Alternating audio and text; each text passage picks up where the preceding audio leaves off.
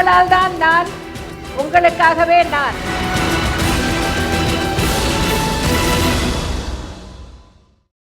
ஜெயா தொலைக்காட்சி நேயர்களுக்கு வணக்கம். நீலக்கடலின் ஆழத்தையும் விஞ்சும் மதிநுட்பம், செயற்கைக்கோளின் விரைவையும் கடந்த செயல்வேகம், தொட்டில் குழந்தை திட்டம் மூலம் சிசுக்கொலைக்கு முற்றுப்புள்ளி வைத்த சமத்காரம், ஆணுக்கு பெண் இளைப்பிள்ளை என்பதை மெய்ப்பிக்க கமாண்டோ படை உருவாக்கிய சமதர்ம பரிபாலனம், இல்லத்தரசிகளின் இன்னலை களைய விலையின்றி மிக்சி கிரைண்டர், மின்விசிறி, மின்காந்த அடுப்புகள் வழங்கிய தயாளம், உழவுக்கும் தொழிலுக்கும் வந்தனை செய்வோம் என்ற வாக்கினை மெய்யாக்க மானியமும் நல உதவிகளும் வழங்கிய தாராள உள்ளம், மாணாக்கர்களின் மேல் படிப்பிற்கென மடிக்கணினிகள் தந்த கருணை மனம், அங்கன்வாடி முதல் கல்லூரி வரை விலையின்றி உயர்தர கல்வியளித்த கலியுக கடவுள், இல்லாமையில் உடலும் ஏழைகளின் திருமணத்திற்கென தாலிக்கு தங்கமும் தேவையான பணமும் கொடுத்த தானக்கடல், அம்மா உணவகம் அமைத்து எளியோரின் பசிப்பிணி போக்கிய வான்மழை, மீனவர்களின் மீட்சிக்கு அயராது பாடுபட்டு வரும் புரட்சி கனல், நெசவாளர்களின் துயர் தீர்த்த தீர்க்கதரிசி, வாயிருந்தும் பேச முடியா விலங்குகளின் உள்ளம் உணர்ந்து உதவிகளும் உபகாரங்களும் செய்த கனிவின் சிகரம், இடுக்கண்களை எல்லாம் கடைக்கண்களால் விரட்டிய வீர சாம்ராட், தீய சக்திகளின் தீவினைகளை துவம்சம் செய்த ஹோமாக்னி, சதியாளர்களின் சதி செயல்களை சிதறடித்த சூறாவளி, மக்களின் மனதில் நிரந்தரமாய் நிறைந்துள்ள தெய்வாம்சம், இளைஞர்களை முன்னேற்ற பாதையில் இட்டுச் செல்லும் ராஜதந்திரி, முதியோர்களின் பாதுகாப்பு அரணாக விளங்கும் காருண்யம், ஆக மொத்தம் அனைவரும் போற்றும் மகாத்மியம் நிறைந்த ஆற்றல்களின் முதல்வர், பொன்மன தலைவி செல்வி ஜெயலலிதா அவர்களை அகிலமே ஆராதிக்கிறது. திட்டங்களின் முதல்வர் செல்வி ஜெயலலிதா அவர்கள் தமிழகத்தில் செயல்படுத்தியுள்ள திட்டங்களின் பட்டியல் உலகில் உள்ள நெடுஞ்சாலைகளின் நீளத்தை விட அதிகம் என்பதால் இன்றைய மக்களின் முதல்வர் நிகழ்ச்சியில் மூப்பியல் சிகிச்சை, விபத்து மற்றும் தலைக்காய சிகிச்சை, 108 அவசர கால சேவைகள், பச்சிளம் குழந்தைகளுக்கான அவசர ஊர்தி, இதய நோயாளிகளுக்கான சிகிச்சை, கண் தானம், மலைவாழ் மக்களுக்கான அவசர கால ஊர்திகள் உள்ளிட்ட பல்வேறு விவரங்கள் குறித்து விரிவாக பார்க்கவிருக்கிறோம். முதலமைச்சர் செல்வி ஜெயலலிதா அவர்கள் 21/2/2014 அன்று சென்னை மருத்துவக் கல்லூரியில் உள்ள மூப்பியல் துறையில் மண்டல மூப்பியல் மையமாக தரம் உயர்த்தி துவக்கி வைத்தார். மூப்பியல் சேவைக்கான வருங்கால திட்டங்கள், தமிழகத்தில் இயக்கப்பட்டு வரும் கட்டணமில்லா 108 ஆம்புலன்ஸ் சேவை, நாட்டிலேயே முதலாக முதலமைச்சர் செல்வி ஜெயலலிதா அவர்களால் 2011 ஜூன் மாதம் அறிமுகப்படுத்தப்பட்ட பச்சிளம் குழந்தை அவசர சேவை, 2013ஆம் ஆண்டு ஆகஸ்ட் 5ஆம் தேதி துவங்கப்பட்ட அவசர சிகிச்சை பராமரிப்பு மையம், அரசு மருத்துவமனைகளால் இயக்கப்படும் அவசர கால ஊர்திகளின் விவரங்கள் உள்ளிட்ட பல்வேறு தகவல்களை நீங்கள் அறிந்து கொள்ளும் வகையில் உருவாக்கப்பட்டுள்ளதுதான் இன்றைய மக்களின் முதல்வர் நிகழ்ச்சி.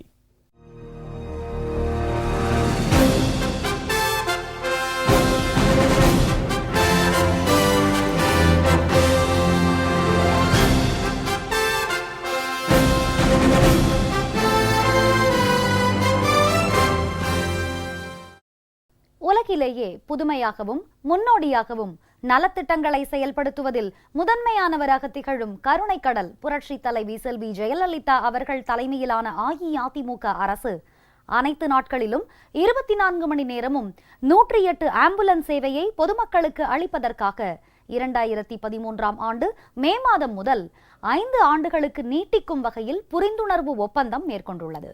108 ஆம்புலன்ஸ் சேவைகள், விபத்து மற்றும் தலைக்காய சிகிச்சை மையங்கள் உள்ளிட்டவை பற்றிய குறுந்தொகுப்பை பார்க்கலாம். தமிழகத்தில் மருத்துவம் மற்றும் ஊரக நலப்பணிகள் இயக்ககத்தின் கட்டுப்பாட்டில் விபத்தால் பாதிக்கப்பட்டோருக்கு சிகிச்சை அளிக்கும் வகையில் 50 விபத்து மற்றும் அவசர சிகிச்சை பிரிவுகள் செயல்பட்டு வருகின்றன. பாதுகாப்பாக வாகனம் ஓட்டும் முறைகள் பற்றிய தொடர் விழிப்புணர்வு, தொடர்புடைய துறைகள் ஒருங்கிணைந்து சாலை விபத்து அதிகமாக நடக்கும் இடங்களை கண்டறிதல் மற்றும் விபத்துக்குள்ளானவர்களை உரிய காலத்திற்குள் அழைத்துச் சென்று சிகிச்சை அளித்தல் போன்ற நடவடிக்கைகளால் மட்டுமே விபத்துக்களால் நிகழும் இறப்புகளின் எண்ணிக்கையை கணிசமாக குறைக்க முடியும். தமிழ்நாட்டில் கட்டணமில்லா 108 ஆம்புலன்ஸ் சேவை அவசர கால மருத்துவ சேவைக்காக செயல்படுத்தப்படுகிறது. இந்த சேவை வாரத்தின் அனைத்து நாட்களிலும் 24 மணி நேரமும் பொதுமக்களுக்கு இலவசமாக கிடைக்கிறது. சிறப்பாக செயல்படும் இத்திட்டம் தமிழக அரசும் தனியார் நிறுவனமும் இணைந்து பொது தனியார் பங்கேற்பு திட்டமாக செயல்படுத்தப்பட்டு வருகிறது. இதற்கான புரிந்துணர்வு ஒப்பந்தம் மே 2013 முதல் மேலும் 5 ஆண்டுகளுக்கு நீட்டிக்கப்பட்டுள்ளது. இதற்கான செலவு முழுவதும் உள்ளபடியாகும் செலவு அடிப்படையில் அரசே வழங்குகிறது. ஒவ்வொரு ஆம்புலன்ஸ் ஊர்தியிலும் ஒரு பயிற்சி பெற்ற அவசர கால மருத்துவ உதவியாளரும் ஒரு ஓட்டுநரும் பாதிக்கப்பட்ட நபருக்கு மருத்துவமனையில் சேர்ப்பதற்கு முன் தேவைப்படும் மருத்துவ முதலுதவி சிகிச்சை அளிக்க பணியமர்த்தப்பட்டுள்ளனர். தமிழகத்தின் அனைத்து மாவட்டங்களிலும் அடிப்படை உயிர் பாதுகாப்பு முதலுதவி சேவை, மேம்படுத்தப்பட்ட உயிர் பாதுகாப்பு சேவை மற்றும் பச்சிளம் குழந்தைகள் உயிர் பாதுகாப்பு சேவைகளுக்காக தற்போது 684 ஆம்புலன்ஸ் ஊர்திகள் இயக்கப்பட்டு வருகின்றன. 2013-2014 ஆண்டில் அவசர கால கட்டுப்பாட்டு மையத்தின் மூலம் 58,90,447 தொலைபேசி அழைப்புகளுக்கு பதில் அளிக்கப்பட்டுள்ளது. 8,42,000 அவசர கால மருத்துவ தொலைபேசி அழைப்புகளும் 7,90,793 அவசர கால மருத்துவ நிகழ்வுகளும் கையாளப்பட்டுள்ளது. மிகவும் ஆபத்தான நிலையிலிருந்து 65,945 உயிர்கள் காப்பாற்றப்பட்டுள்ளன. பழங்குடியினர் பகுதியில் 16,879 நபர்களுக்கு அவசர கால மருத்துவம் மேற்கொள்ளப்பட்டுள்ளது. 21,670 பச்சிளம் குழந்தைகளுக்கு மருத்துவ சேவை அளிக்கப்பட்டுள்ளது. விளம்பர இடைவேளைக்கு பிறகு மக்களின் முதல்வர் நிகழ்ச்சி தொடரும்.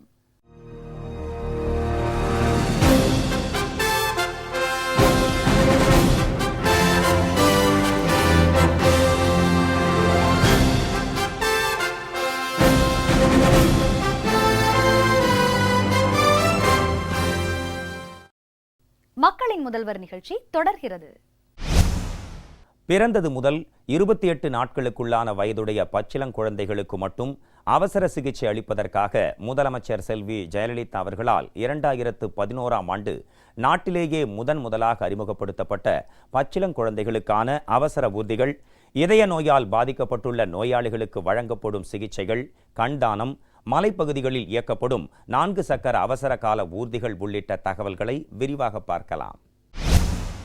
நாட்டிலேயே முதலாக பச்சிளம் குழந்தை அவசர சேவை பொது அவசர கால மேலாண்மை திட்டத்தில் முதலமைச்சர் செல்வி ஜெயலலிதா அவர்களால் 2011ஆம் ஆண்டு ஜூன் மாதம் முதல் கொண்டு வரப்பட்டது. பிறந்தது முதல் 28 நாட்களுக்குள்ளான வயதுடைய குழந்தைகளுக்கு மட்டும் அவசர காலங்களில் அவசர சிகிச்சை அளிப்பதற்காக இந்த ஊர்திகள் இயக்கப்படுகின்றன. இவற்றில் பச்சிளம் குழந்தைகளின் உயிர்காக்கும் கருவிகளான இன்குபேட்டர் மற்றும் சிரஞ்ச் பம்ப் ஆகியவை பொருத்தப்பட்டுள்ளன. மேலும் சென்னை குழந்தைகள் நல மருத்துவமனையில் பச்சிளம் குழந்தைகளுக்கான சிகிச்சை முறைகளில் பயிற்சி பெற்ற மருத்துவ உதவியாளர் ஒருவர் இந்த ஊர்தியில் பணியில் இருப்பார். ஆரம்ப சுகாதார நிலையம் மற்றும் இடைநிலை அரசு மருத்துவமனைகளில் பிறக்கும் குழந்தைகளுக்கு அவசர சிகிச்சை தேவைப்படும் போது அவர்களை பச்சிளம் குழந்தைகளுக்கான தீவிர சிகிச்சை மையங்கள் உள்ள உயர் சிகிச்சை மருத்துவமனைகளுக்கு அழைத்து செல்வதற்கு இந்த ஊர்திகள் பயன்படுத்தப்படுகின்றன. முழு வளர்ச்சி பெறாத மகப்பேறு, குறைந்த எடை மற்றும் பிறவி குறைபாடுகளுடன் பிறக்கும் குழந்தைகள் இந்த வசதியினால் பயனடைந்து வருகின்றனர். தாம்பரத்தில் அவசர சிகிச்சை பராமரிப்பு மையம் 2013ஆம் ஆண்டு ஆகஸ்ட் 5ஆம் நாள் துவக்கப்பட்டது. அவசர சிகிச்சை தேவைப்படும் இடத்திலிருந்து அரசு மருத்துவக் கல்லூரி மருத்துவமனைகளுக்கு பாதிக்கப்பட்டவர்களை கொண்டு செல்லும் போது அதிக தூரம் இருந்தால் அத்தகைய நபர்களுக்கு முதலுதவி சிகிச்சை அளித்து பிறகு அவர்களை உயர்நிலை மருத்துவமனைகளுக்கு கொண்டு செல்வதற்கு இந்த மையம் உதவுகிறது. அவசர கால ஊர்தி 108, முதலமைச்சரின் விரிவான மருத்துவ காப்பீட்டு திட்டம் மற்றும் உயர்நிலை மையங்கள் இணைந்து இதய நோயாளிகளுக்கு சிறப்பு சிகிச்சை அளிக்கும் ஒரு முன்னோடி திட்டம் கோயம்புத்தூர், திருப்பூர், கரூர் மற்றும் திண்டுக்கல் மாவட்டங்கள் அடங்கிய பகுதிகளுக்கு கோயம்புத்தூரிலும், திருவள்ளூர், காஞ்சிபுரம், சென்னை மற்றும் வேலூர் மாவட்டங்கள் அடங்கிய பகுதிகளுக்கு சென்னை ஸ்டான்லி மருத்துவக் கல்லூரி மருத்துவமனையிலும் மற்றும் வேலூர் பகுதிகளிலும் தொடங்கப்பட்டுள்ளது. அரசு மற்றும் தனியார் மருத்துவமனைகளுக்கு 108 அவசர கால ஊர்தியில் அழைத்து வரப்படும் இதய நோய் பாதிக்கப்பட்ட நோயாளிகளுக்கு ஸ்டெமி இந்தியா என்ற லாப நோக்கமின்றி செயல்படும் நிறுவனத்தால் உருவாக்கப்பட்ட சிகிச்சை வழிமுறைகளை கொண்டும் இதற்கான இசிஜி மற்றும் இதர முக்கிய விவரங்களை இணையதளம் வழியாக கண்காணித்தும் சிகிச்சை அளிக்கப்படுகிறது. இதய நோயால் பாதிக்கப்பட்ட நோயாளிகளுக்கு உடனடி சிகிச்சை மிக முக்கியம் என்பதால் இத்தகைய ஒருங்கிணைந்த முயற்சி நோயின் பாதிப்பினையும் இறப்பு விகிதத்தினையும் குறைக்க உதவுகின்றன. கண்களை தானம் தர விரும்புவோர் 108 எண் தொலைபேசி அழைப்பு வழி விவரங்களை அளித்தால் அவ்விவரங்கள் அருகிலுள்ள கண் வங்கிகளுக்கு அளிக்கப்படும். கண் விழித்திரை பாதிக்கப்பட்ட ஏழை நோயாளிகளுக்கு சமமான மற்றும் நியாயமான முறையில் கண் பார்வை பெற இத்திட்டம் உதவுகிறது. மாநில கண் பார்வை இழப்பு தடுப்பு கட்டுப்பாடு சங்கம் கண்தானத்தை ஊக்குவிக்கும் திட்டத்தின் மூலம் பயனடைவோர்களை காலமுறை அடிப்படையில் கண்காணிக்கிறது. மலைப்பகுதி மற்றும் எளிதில் செல்ல இயலாத சாலை வசதியில்லாத பகுதிகளில் சாதாரண அவசர ஊர்திகள் செல்வதற்கு அதிக நேரமாகும் என்பதால் இத்தகைய பகுதிகளில் இயங்குவதற்காக 4 சக்கர இயக்க வசதி கொண்ட 48 அவசரகால ஊர்திகள் வழங்கப்பட்டுள்ளன. மாவட்ட அளவில் மாவட்ட ஆட்சியரை தலைவராக கொண்ட கண்காணிப்பு குழுவும், மாநில அளவில் அரசு செயலாளர், மக்கள் நல்வாழ்வு மற்றும் குடும்ப நலத்துறை மற்றும் திட்ட இயக்குனர், தமிழ்நாடு சுகாதார திட்டம் ஆகியோர் இந்த 108 அவசரகால ஊர்தியின் செயல்பாட்டை ஆய்வு செய்கின்றனர். 6 மாதங்களுக்கு ஒருமுறை அரசு தலைமைச் செயலாளரை தலைவராக கொண்ட மாநில ஆலோசனை குழு இத்திட்டத்தின் செயல்பாட்டை ஆய்வு செய்கிறது. இவை தவிர திட்ட அலுவலர்களும் மற்றும் களப்பணி அலுவலர்களும் அவசர ஊர்திகளை ஆய்வு செய்து இந்த சேவையை மேம்படுத்த ஆலோசனை வழங்குகின்றனர். மக்களின் முதல்வர் செல்வி ஜெயலலிதா அவர்களின் தலைமையிலான அஇஅதிமுக அரசு இல்லங்களில் நடமாட்டமின்றி வாழும் மூப்பியல் நோயாளிகளுக்கு பொது மருத்துவம் மூலமும் மருத்துவ காப்பீட்டின் மூலமும் மருத்துவ சிகிச்சை அளித்து வருகிறது. மூப்படைந்த வயதானவர்களுக்கு வழங்கப்படும் சேவைகள் மற்றும் திட்டங்கள் குறித்த தகவல்களை பார்க்கலாம். அதிக அளவிலான சுகாதாரமும் சமூக அக்கறையும் தேவைப்படுகிற தொற்றா நோய்கள் பாகுபாடில்லாமல் வயது முதிர்ந்தோரிடையே காணப்படுவது என்பது பொதுவான ஒன்றாகும். இந்த தொற்றா நோய்களால் அடிக்கடி ஏற்படும் இயலாமை அன்றாட செயல்பாடுகளை பாதிக்கும். அதனால் அதனை ஏற்றுக்கொள்ளும் மனநிலையினை வளர்த்து கொண்டு அன்றாட வாழ்க்கை செயல்பாடுகளை தொடரும் நிலை ஏற்படும். வயது முதிர்வின் போது உடல்நல குறைபாடுகள் மற்றும் நோய் சுமை அதிகமாகும்.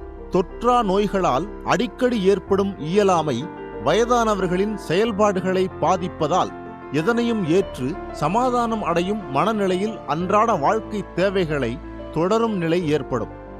இல்லத்தில் நடமாட்டமின்றி வாழும் மூப்பியல் நோயாளிகளுக்கு அவர்களின் இல்லங்களுக்கு அருகிலேயே மிகுந்த கவனிப்பு தேவைப்படுகிறது.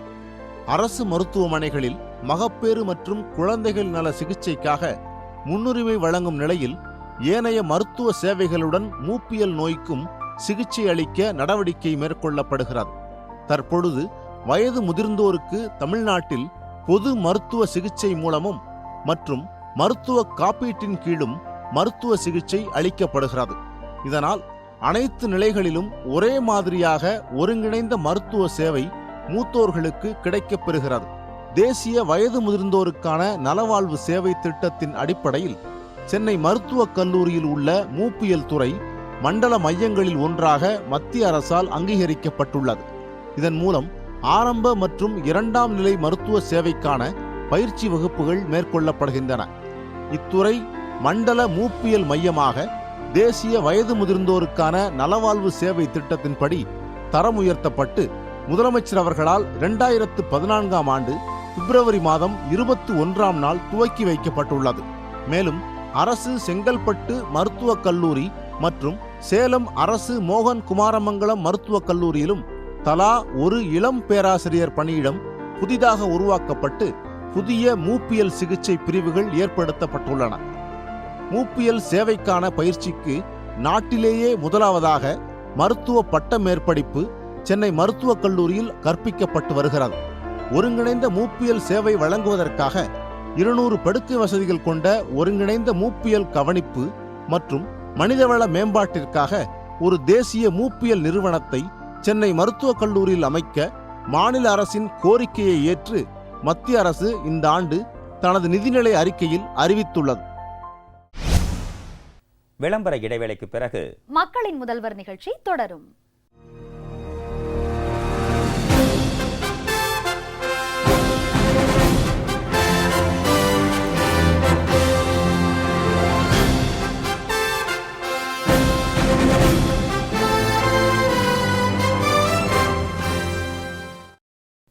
மக்களின் முதல்வர் நிகழ்ச்சி தொடர்கிறது.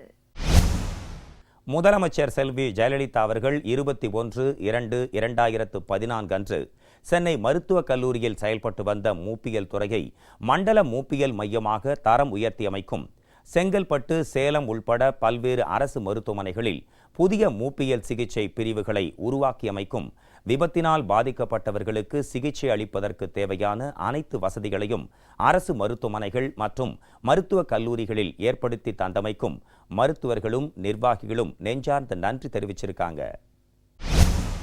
முதியோர் நல மருத்துவத்துறைங்கிறது இப்போ வளர்ந்து வரக்கூடிய ஒரு ஸ்பெஷாலிட்டி. முதியோர் தீவிர சிகிச்சை பிரிவு ஜீரியாட்ரிக் ஐசியூ அப்படிங்கிறத 2013 தொடங்கணும். அதில் 8 பெட்டு போட்டு ரொம்ப சிவியராக அக்யூட்டாக சிக்காக இருக்கிற பேஷண்ட்ஸை, முதியோர்களை, இது வந்து தனிப்பட்ட முறையில் முதியோருக்குன்னு பிரத்யேகமாக செயல்படக்கூடிய பிரிவு. அதை தவிர ஜென்ரல் மெடிக்கல் வார்டு தனியாக ஆண்களுக்கு மற்றும் பெண்களுக்கு இந்த டவர் பிளாக்கில் இயங்கிட்டு வருது. முதலமைச்சர் காப்பீடு திட்டம் வகையிலையும் நமக்கு தேவையான ஃபண்ட்ஸு ஜெனரேட் பண்ணிட்டு வரனால அது நம்மளுடைய எக்ஸ்பேன்ஷன் ஆஃப் த டிபார்ட்மெண்ட்ஸ், மற்ற இன்ஃப்ராஸ்ட்ரக்சர் டெவலப்மெண்ட்டு, பேஷண்ட் சிகிச்சை கூட சம்டைம்ஸ் நாங்கள் யூஸ் பண்ணுறோம். பொதுமக்களுக்கும் வந்து நிறையா அந்த கார்டு வச்சுருக்கவங்களுக்கு எல்லா டெஸ்ட்டும் நம்ம வந்து CT scan brain, MRI scan brain என்ன தேவையோ அது எல்லாமே நாங்கள் வந்து சுலபமாக செய்யக்கூடிய ஒரு ஆப்பர்ச்சுனிட்டி இருக்குது. ஸோ அதனால் மக்களுக்கும் பயன் அளிக்குது, எங்களுக்கும் என்ன டயக்னோசிஸ் அப்படிங்கிறத தெரிஞ்சு அதுக்கு தகுந்த மாதிரி நாங்கள் வந்து சிகிச்சை அளிக்கிறதுக்கு ஏதுவாக இருக்குது. 32 வயதான லாரி டிரைவராக பணிகின்ற சிவகுமார் என்பவர் முருகப்பாடி வில்லேஜ் பஸ் ஸ்டாப்பில் அருகில் தனக்கு எதிராக வந்த லாரியின் வெளிச்சத்தை பார்த்து நிலைகுலைந்து தாறுமாறாக பாய்ந்த போது குடிசையில் பாய்ந்து அங்கிருந்து ஒரு ஸ்ட்ராங்கான சவுக்கு கட்டை இடது மார்பில் குத்தி இடது மார்பை கிடித்து, உதர விதானத்தை கிடித்து, வயிற்றின் மேல் பகுதி கீழ்ப்பகுதியை கிடித்து, கல்லீரலை சிதைத்து, பிறகு இடது தொடையெலும்பு வரைக்கும் வந்து அந்த ரத்த குழாவை சிதைத்து மிகுந்த ரத்தப்போக்கில் இவர் 108ஆல் மருத்துவமனைக்கு அழைத்து வரப்பட்டார். 5 மணி நேரம் போராடி 10 பாட் ரத்தம் ஏற்றப்பட்டு 5 FFP ஏற்றப்பட்டு அவர் இப்போது நல்ல நிலையில் தேறியுள்ளார். இது போன்ற ஃபாரின் பாடிஸ் கட்டையோ கத்தியோ போன்ற எந்த ஒரு இது ஆர்கனும் இது பெனிட்ரேட் ஆயிருந்தால் அதை பொதுமக்கள் எடுக்க முயற்சிக்க கூடாது, எக்காரணத்தை கொண்டும் எடுக்கக்கூடாது, மருத்துவரால் மட்டும்தான் எடுக்கப்பட வேண்டும். அவர் அந்த ஸ்தலத்திலேயே அது எடுக்க முயற்சி இருந்தால் மிகுந்த ரத்தப்போக்கு வந்து அவர் உயிருக்கு பேராபத்தை விளைவித்திருக்கும். எல்லா வண்டி ஓட்டுநர்களுமே பிரைட் லைட்டை அவாய்ட் பண்ணிடணும். ஒரு பிளாக் ஸ்பாட் ஒட்டுறது வந்து உங்களுக்கும் உங்கள் வீட்டாருக்கும் உங்களை சார்ந்த சமூகத்திற்கும் நீங்கள் செய்கின்ற மிக சிறிய சேவையாகும். இதை அனைத்து ஓட்டுநர்களும் மனத்தில் கொள்ள வேண்டும். இப்போ நம்ம வேலூர் மாவட்டத்தை பொறுத்த வரைக்கும் பார்த்தீங்கன்னா மொத்தம் 41 ஆம்புலன்ஸ் இருக்குது. இதில் 2 பச்சிளம் குழந்தைகள் ஆம்புலன்ஸும் இருக்குது. அரக்கோணத்தில் ஆரம்பித்து நம்ம வாணியம்பாடி திருப்பத்தூர் வரைக்கும் பார்த்தீங்கன்னா மொத்தம் 39 ஸ்டேஷனில் நம்ம தனித்தனியாக பார்க் பண்ணியிருக்கோம். மொபைலாக இருந்தாலும் லேண்ட்லைனாக இருந்தாலும் 108 அப்படிங்கிற ஒரு 3 இலக்கு என்ன நீங்கள் டயல் செஞ்சீங்கன்னா இது ஒரு இலவச சேவை. நீங்கள் டேரெக்டாக 108 சென்னை கால் சென்டருக்கு போயிடும்.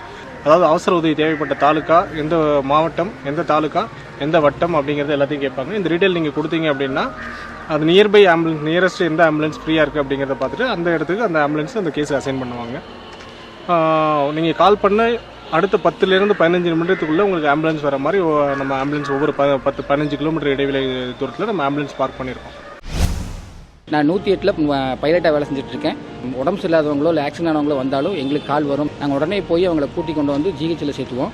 இந்த திட்டம் ஈரோட்டில் முழுமையாக செயல்பட்டு இருக்கு. இதனால் பல பேர் பயனடைஞ்சிருக்கிறாங்க, பல உயிர்கள் காப்பாற்றப்பட்டிருக்கு. நாங்கள் ஈரோடு மாவட்டத்தில் வந்து 108 ஆம்புலன்ஸில் வந்து மெடிக்கல் டெக்னீஷியனாக ஒர்க் பண்ணிகிட்ருக்கேன். ஒரு இடத்துல ஆக்சிடென்ட் ஆயிடுச்சுன்னு சொல்லி இல்லை என்ன எமர்ஜென்சி இருந்தாலும் கால் பண்ணாங்கன்னா உடனே நாங்கள் அந்த ஸ்பாட்டில் சீக்கிரமாக போயிட்டு அவங்களுக்கு ஃபர்ஸ்ட் எய்ட் பண்ணிவிட்டு நியர்பை எந்த ஒரு அரசு மருத்துவமனை எது இருக்கோ அங்கே அட்மிட் பண்ணிட்டு உடனே அவங்களுக்கு வந்து ட்ரீட்மெண்ட் கிடைக்கிற மாதிரி நாங்கள் பண்ணிகிட்ருக்கோம். நிறைய மக்கள் வந்து இதனால் வந்து ஏழை மக்கள் எல்லாருமே பயனடைஞ்சிட்ருக்காங்க. 108 சேவை வந்து ஈரோடு மாவட்டத்தில் ரொம்ப சிறப்பாக வந்து செயல்பட்டுருக்கு. தருமபுரி மாவட்டத்தில் மொத்தம் 18 ஆம்புலன்ஸ்கள் உள்ளது. இதில் 16 ஆம்புலன்ஸ்கள் வந்து மக்களுக்கு சேவை செய்யும் விதத்திலையும் 2 ஆம்புலன்ஸ்கள் வந்து ஸ்பேர் ஆம்புலன்ஸ்களாகவும் எமர்ஜென்சி பர்பஸ்க்காக பயன்படுத்துறதுக்காக உள்ளது. சராசரியாக தருமபுரி மாவட்டத்தில் மட்டும் 2200 மக்கள் வந்து பயன்பெறுகிறார்கள் மாதத்திற்கு. ஜனவரி மாதத்திலிருந்து நவம்பர் மாதம் வரலும் 20,000க்கும் மேற்பட்ட பொதுமக்கள் இதில் வந்து பயன்பெற்றிருக்காங்க. பிரசவ தாய்மார்கள் வந்து அதிகமாக பயன்பெறும் வகையில் இந்த சேவை வந்து செயல்பட்டு இருக்கு. குறிப்பாக இதில் வந்து ஜனவரி மாதத்திலிருந்து நவம்பர் மாதம் வரலும் மொத்தம் 6000 மக்கள் வந்து பயன்பெற்றிருக்கார்கள் பிரசவ தாய்மார்கள். சாலை விபத்துகளால் வந்து அடிபட்டவங்கள் வந்து இதுவரையிலும் 5100க்கும் மேற்பட்டோர் வந்து பயன்பெற்றிருக்காங்க. தருமபுரி டிஸ்ட்ரிக்டில் எமர்ஜென்சி மெடிக்கல் டெக்னீஷியனாக இருக்கேன். நாங்கள் எவ்வளோ விரைவில் போயிட்டு அங்கே சேர முடியுமோ அவ்வளோ விரைவில் வந்து அந்த இடத்துக்கு போயிட்டு பேஷண்ட்டோட வைட்டல்ஸை மானிட்டர் பண்ணிவிட்டு எங்களுடைய ERCPக்கு அட்வைஸ் எடுத்துகிட்டு அதுக்கு தகுந்த மாதிரி நாங்கள் தருமபுரி மெடிக்கல் ஹாஸ்பிட்டலில் வந்து சேர்த்துடுவோம் அவங்கள. இது ஒரு புறநோயாளர் பகுதியாக முதல்ல ஆரம்பித்து இப்போது உள்நோயாளர் பகுதியாகவும் இருக்குது. ஒரு நாளைக்கு ஒரு 60 நோயாளிகளுக்கு மேலே வந்து நாங்கள் பார்க்குறோம். ஒரு வருஷத்துக்கு எடுத்திங்கன்னா ஒரு 6000 புறநோயாளர் பிரிவுக்கு மேலே பார்க்குறோம். புதுசாக ஒரு நோயாளிக்கு ஒரு முதியோருக்கு எல்லா டெஸ்ட்டுமே ரொட்டீனாக வந்து பண்ணிடுறோம். ஒரு பிளட் டெஸ்ட்டு, ECG எல்லா டெஸ்ட்டும் பண்ணிவிட்டு அப்புறமா அவங்களுக்கு என்னென்ன வியாதி இருக்கோ அதுக்கேற்ற மாதிரி வந்து வைத்தியம் பண்ணுறோம். இவங்களுக்கு மருத்துவ மாத்திரைகள் மருந்துகள்லாம் வந்து 2 வாரத்துக்கு ஒரு முறை கொடுக்குறோம். ஏன்னா அவங்க வந்து ரொம்ப தூரத்துலேருந்து வரலாம், அவங்களுக்கு சிரமத்தை குறைக்கிறதுக்காக 2 வாரங்களுக்கு ஒரு முறை நாங்கள் மருந்துகளை கொடுத்துட்ருக்கோம். மருந்து கொடுக்குற இடத்துலையும் வந்து அவங்களுக்குன்னு ஒரு தனி கவுண்டர் வச்சு அவங்க தனியாக ரொம்ப நேரம் வந்து வரிசையில் நின்று கஷ்டப்படாமல் இருக்கிறதுக்காக அவங்களுக்கு ஒரு தனி கவுண்டர் வச்சு அந்த கவுண்டரும் நம்ம புறநோயாளர் பகுதிக்கு மிக அருகில் இருக்கிற மாதிரி வச்சுருக்கோம்.